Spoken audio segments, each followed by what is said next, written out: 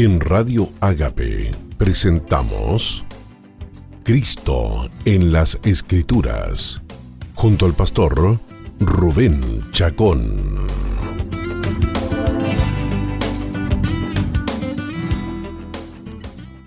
Hola, ¿qué tal amigos y amigas? Bienvenidos a su programa Cristo en las Escrituras.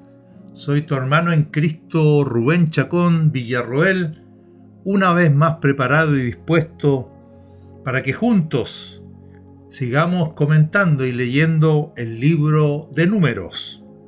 Hoy les doy la bienvenida a nuestro programa número 45 y último programa en el cual estaremos comentando y leyendo el cuarto tomo del Pentateuco escrito por Moisés por allá por el año 1500 a.C. Así, amigos y amigas, hemos llegado al final en este programa de hoy al comentario al libro de Números. Estamos en el capítulo 35, terminando de comentar lo tocante a las ciudades de refugio. Recuerden, amigos y amigas, que los levitas recibieron 48 ciudades distribuidas en todo el territorio de Israel para morar en ellas. Ellos no heredaron tierra, ellos no constituyen una tribu que heredó territorio, pero sí ciudades de refugio en las cuales vivir. Ahora, dentro de esas 48 ciudades donde ellos vivían, 6 de esas ciudades quedaron como ciudades de refugio. Y dijimos en el programa anterior que hoy día, en este último programa, comentaríamos el significado tipológico de estas ciudades de refugio. Así pues, amigos y amigas, podemos decir que nuestro Señor Jesucristo ha venido a ser como una ciudad de refugio para nosotros, los creyentes. En Él, en Jesucristo, estamos libres de la ira del vengador. La paga del pecado es la muerte, mas los que hemos escapado a refugiarnos en Cristo Jesús, estamos libres de la ira de Dios. El apóstol Pablo, escribiendo a los romanos, dice así: pues mucho más, estando ya justificados en su sangre, por él seremos salvos de la ira. Romanos capítulo 5, versículo 9. Lo mismo afirma en su primera carta a los tesalonicenses, cuando hablando de Jesús, dice el apóstol Pablo lo siguiente: y esperar de los cielos a su Hijo, al cual resucitó de los muertos, a Jesús, quien nos libra de la ira venidera. Primera a los tesalonicenses capítulo 1 versículo 10. A diferencia del sumo sacerdote de turno, el sacerdocio de Cristo permanece inmutable. Por lo cual, dice Hebreos capítulo 7 versículo 25, por lo cual puede también salvar perpetuamente a los que por él se acercan a Dios, viviendo siempre para interceder por ellos. No obstante, amigos y amigas, de la misma manera como la persona que salía fuera de la ciudad de refugio podía ser ajusticiada por el vengador, así también acontecería al pecador que salga fuera de Cristo. En Él estamos seguros, pero fuera de Él corremos la misma suerte. ¿Cuál? Caer en manos del vengador. Por esto no en vano dice la Escritura: horrenda cosa es caer en manos del Dios vivo. Hebreos capítulo 10, versículo 31, una advertencia para aquellos que rompen con Cristo, para aquellos que habiendo recibido el conocimiento de la verdad, afrentan a Cristo, menosprecian la sangre de Cristo. Tienen por inmunda la sangre en la cual habían sido santificados. Así, amigos y amigas, esta ciudad de refugio es una linda figura de lo que es estar para nosotros en Cristo Jesús, libres de la ira de Dios, libres de la ira del vengador. Pero a propósito de que hemos estado tocando la pena de muerte, sería interesante que a continuación digamos algunas cosas respecto de la pena de muerte. La ley del vengador, que hemos tratado en este capítulo de Números 35, no hace otra cosa que recoger la ley creacional de Génesis 9:6, que dice: el que derramare sangre de hombre, por el hombre su sangre será derramada.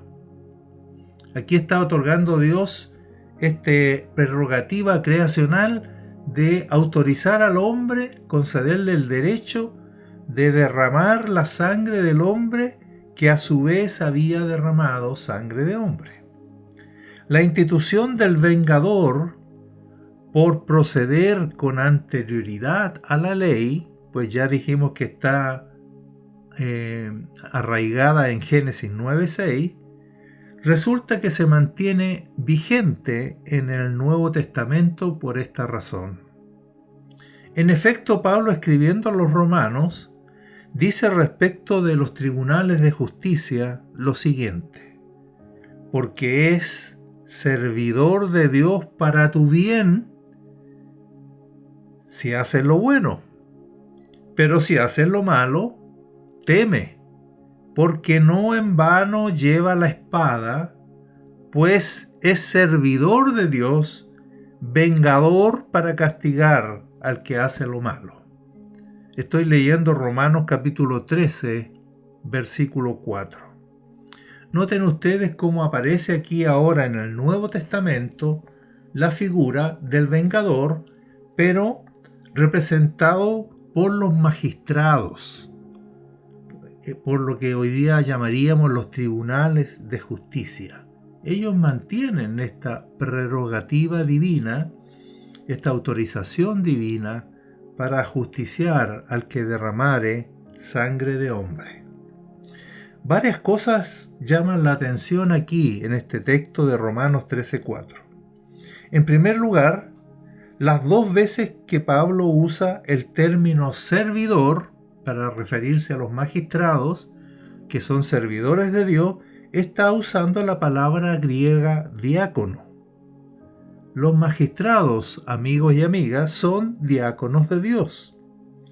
Pudiera ser que dichos magistrados no sean diáconos de Cristo, como lo era Pablo, por ejemplo, porque no creen en Cristo.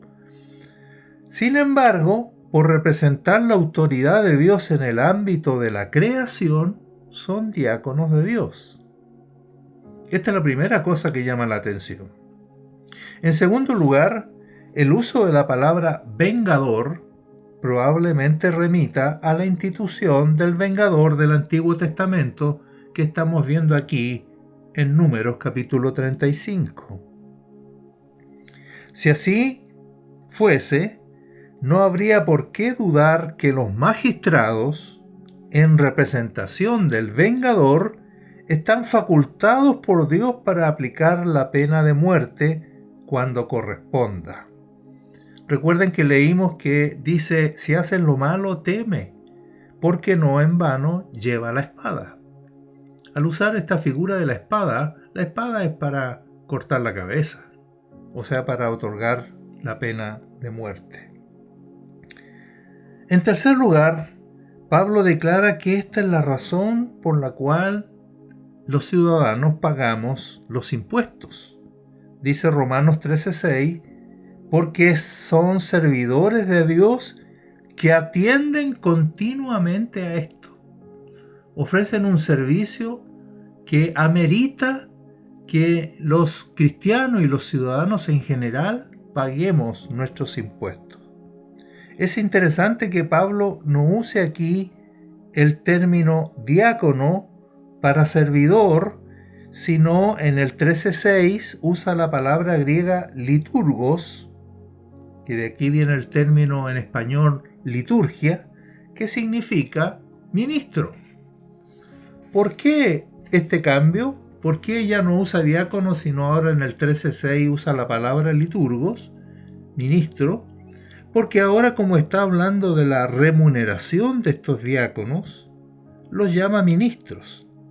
Y al igual que los ministros de Cristo, Pablo dice que están dedicados a tiempo completo a su trabajo.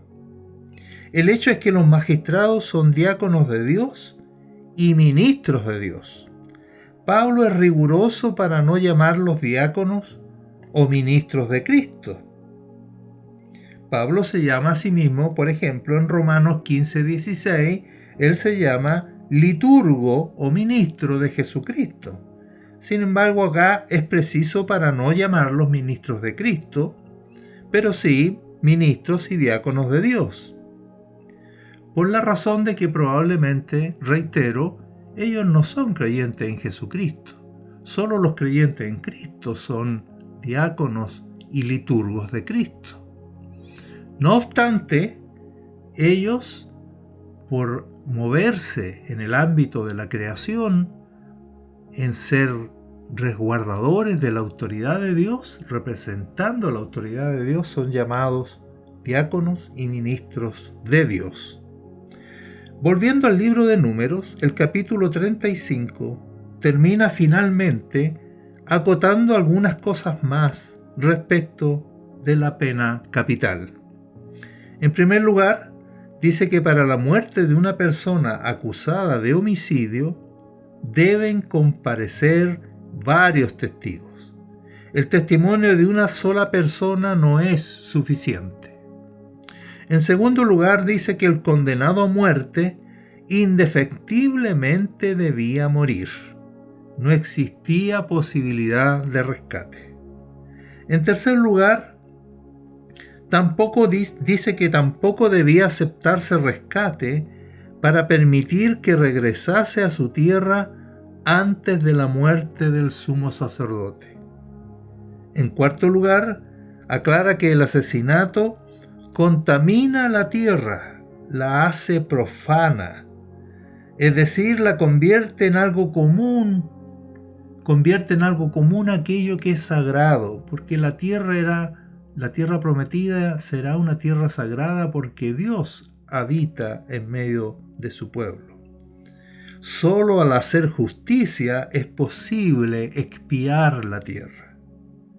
Y en quinto y último lugar, dice el final del capítulo 35, que la tierra no debía ser profanada, no solo porque el israelita habitaba en ella, sino principalmente porque el Señor moraba entre ellos. Así, amigos y amigas, entramos ahora al capítulo último del libro de Números, el capítulo 36, que podríamos titularlo como Fe y Obediencia. El libro de Números termina en el capítulo 36 con lo relativo a la herencia de las mujeres. Atención con esto, amigas y amigos. Este episodio se origina a raíz de la petición que hicieran anteriormente las hijas de Zelofejat.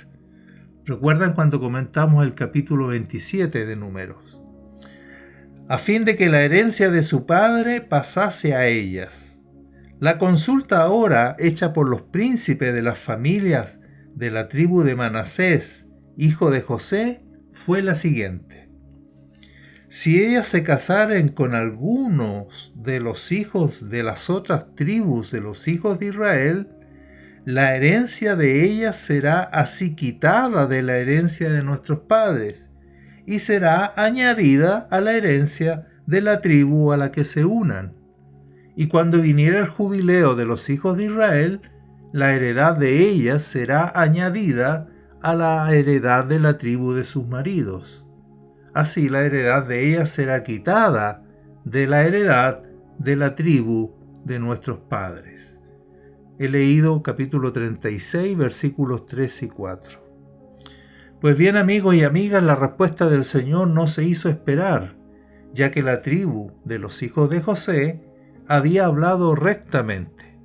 Jehová ordenó entonces que las hijas de Zelofejad se casen como a ella les plazca, pero en la familia de la tribu de su padre.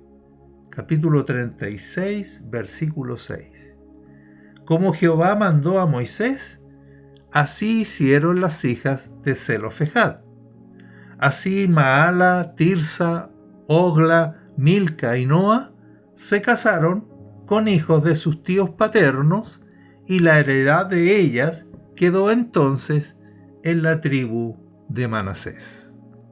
Estas mujeres, cuyo testimonio cierra el libro de Números, demostraron así que no solo eran mujeres de fe, como quedó demostrado en el capítulo 27, sino también son mujeres de obediencia y de sujeción, como demuestra ahora el capítulo 36 de Números. Bendito fruto de la fe que deben manifestar todos los hijos de Dios. Que así sea. Amén. Es decir, que la fe, la obediencia es fruto de la fe. Por lo tanto, este debe ser un fruto que todos los hijos de Dios, todos los creyentes en Jesucristo, debemos manifestar. Bien, amigos y amigas, a modo de conclusión, pues hemos terminado nuestros comentarios, nuestras lecturas al libro de Números, podemos decir a modo de conclusión lo siguiente. Al terminar el recorrido por el cuarto tomo del Pentateuco, será útil hacer una recapitulación de lo visto hasta aquí en los 4 tratados de Moisés. Esto es, Génesis, Éxodo, Levítico y Números.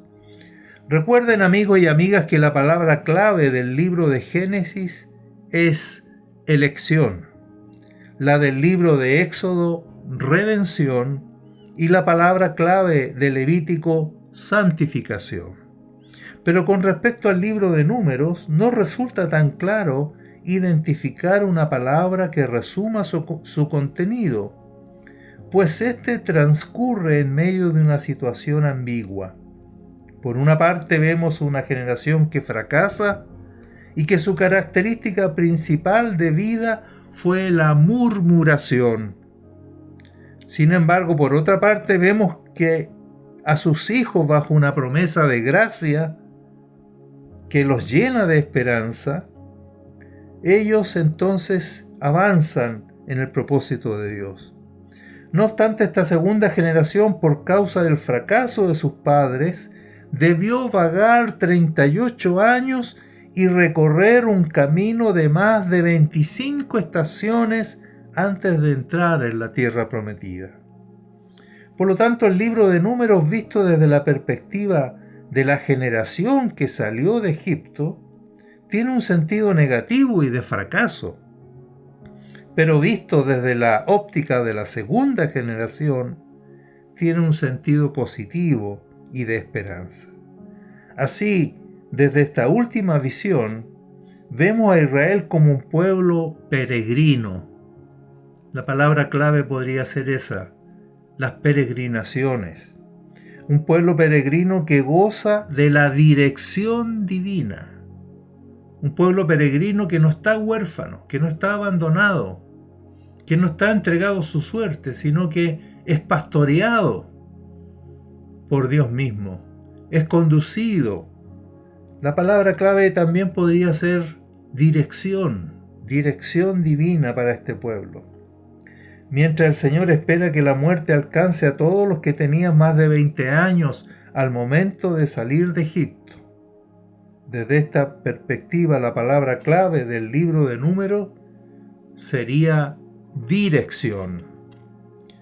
Elección, Génesis; redención, Éxodo; santificación, Levítico; y dirección, el libro de Números. En Génesis vemos a hombres elegidos por Dios. En Éxodo vemos al pueblo elegido, siendo objeto de la redención divina. En Levítico vemos al pueblo de Dios estacionado en Sinaí, siendo enseñado en la santidad de Dios y preparándose para la comunión con Él. Pero en Números, Israel es un pueblo peregrino que experimenta una y otra vez la dirección paciente de Jehová y que a pesar de tener que andar errantes por el desierto durante muchos años, la guía misericordiosa del Señor los condujo finalmente a las puertas de la tierra prometida. Así el libro de Números da cuenta de manera perfecta de la situación espiritual de los creyentes del nuevo pacto. La primera generación de Israel representa nuestra carne, la cual debe caer muerta antes de que podamos entrar a disfrutar de Cristo como nuestra plenitud. Como dice Gálatas 2:20, con Cristo estoy juntamente crucificado, y ya no vivo yo, mas vive Cristo en mí. En cambio, la segunda generación de los israelitas simboliza a la Iglesia disfrutando de la dirección bendita del Espíritu Santo. Como dice Romanos 8:14, porque todos los que son guiados por el Espíritu de Dios, estos son hijos de Dios. Ambas realidades se experimentan simultáneamente durante la vida cristiana. Mientras nuestra carne va muriendo, paralelamente gozamos de la guía divina de una manera proporcional y progresiva. En este sentido, las dos generaciones de los israelitas representan las dos dimensiones en que se desarrolla la vida cristiana y que corren paralelamente a lo largo de nuestra vida. Gálatas capítulo 5, versículos 16 al 18 dice: Digo pues, andad en el Espíritu, y no satisfagáis los deseos de la carne, porque el deseo de la carne es contra el Espíritu y el del Espíritu es contra la carne, y estos se oponen entre sí para que no hagáis lo que quisierais. Pero si sois guiados por el Espíritu, no estáis bajo la ley. Así, amigos y amigas, elección, redención, santificación y dirección resumen así el contenido de la historia del linaje del Mesías que corre a lo largo de estos 4 libros de Moisés. En todo caso, amigos, recordemos que al final del 4º tomo del Pentateuco solo nos encontramos a las puertas de Canaán y tendremos que esperar hasta el siguiente hito de esta historia, el libro de Deuteronomio, para conocer bien su desenlace. Así, amigos y amigas, ponemos fin al comentario al libro de Números y anunciaremos pronto cuando iniciamos el comentario al 5º tomo del Pentateuco, el Deuteronomio. Benditos somos, amigos y amigas, nos encontramos en una próxima oportunidad. ¡Chao! En Radio Ágape hemos presentado Cristo en las Escrituras, junto al pastor Rubén Chacón.